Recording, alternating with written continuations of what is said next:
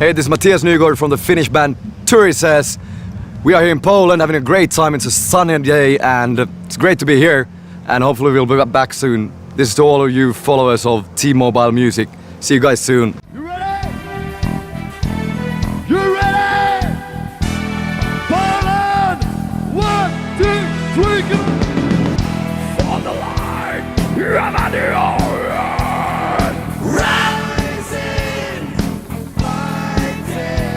I think mythologies and stuff are something that we are kind of brought up with. And even in school, you get the sort of course it's very brief, but still we go through all the sort of classic Finnish mythology stories and things like that. And so yes, they are. And I think even in very common day things, you can see like the traces of the pagan times and everything in Finland. So it's still sort of present maybe. But I think it's the same in Poland in some way, that you still have like a lot of tradition and things going on.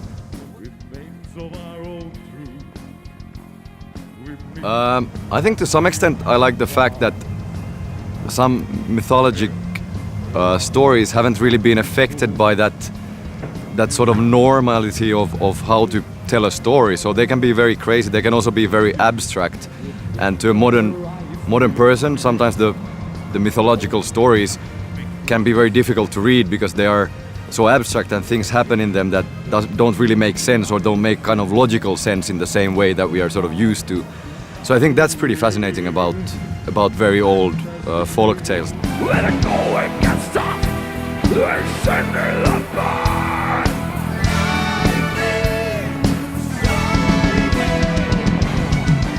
No, I mean, outside I think our approach has more been about, outside what we do on stage as a performance, we are pretty, in a way, normal people, but I think it's been more through a sort of more kind of a culture and historical interest to these things that we sort of write songs about times in the past. But we always try to also incorporate a sort of modern angle to it, so it's not just only talking about some old 1,000-year-old story, but it also usually has a sort of modern angle to the same story in a way. We were aiming to make the album a very sort of a short period of time. We were starting touring in January. At the end of January we went to North America and then to South America back to back. And then unfortunately we still had some stuff undone and we had this big tour coming up, so we had to do the tour and come back and finalize the few things in the end. So it sort of got a bit delayed, but I think in the very end it was good that we had that almost 2-month break. So we worked on the album very intensively and then we went off for tour for 2 months and then we could maybe come back and kind of more fresh and have a sort of see things in a different perspective. Well, I think it's quite different than what we've done before. I mean, we always, by album, we always, every album we put out have always been a bit different than what we've done in the past. And this one is no exception. The one before, Stand Up and Fight, that came out in 2011, was very heavily orchestrated. It was also a big kind of concept album with a historical story to it. And this time around, for the first time in a long period of time, we sort of didn't really tie ourselves down to a single concept, but we just wrote songs about what felt interesting at the time. So it's not, the songs are not connected in the same way with a common story. So it's more a sort of traditional album in that way, and the sound of the band has changed. Instead of having this sort of massive orchestra stuff happening all the time, we cut down on the orchestra a lot, and even where we used it very sort of dry and differently. So it sounds more like, I don't know, an old Beatles album than a sort of Nightwish album in a way. And so you can sort of pick out all the individual instruments in the mix. And all in all, it's a very sort of dry mix, and it's very much in your face. There's some faster, more punk rock attitude, and we wanted to sort of emphasize the band more and bring forward the playing and not edit anything and just sort of make it sound like a band playing in a room pretty much. And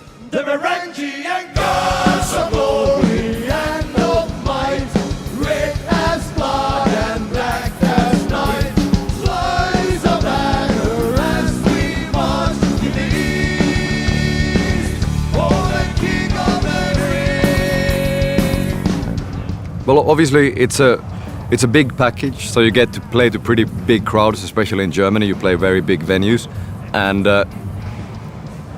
it's once again it's a very strong lineup.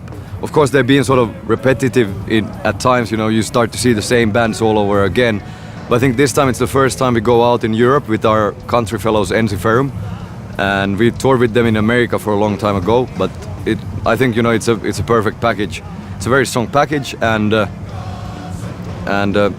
yeah, I think it's a great sort of festival tour to do.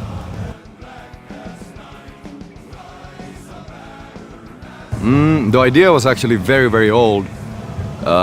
It kind of dates back to the time when we had just released our debut album Battle Metal in 2004, and by that time we were already kind of getting more popular, and we went to, for instance, to England to play some headline shows with only one album.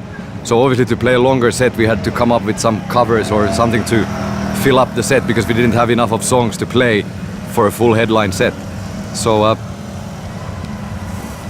then we were looking for covers, and this idea came actually there's this sort of crazy party boat going between Finland and Sweden where people go to get drunk and party for one night, and it's pretty mad.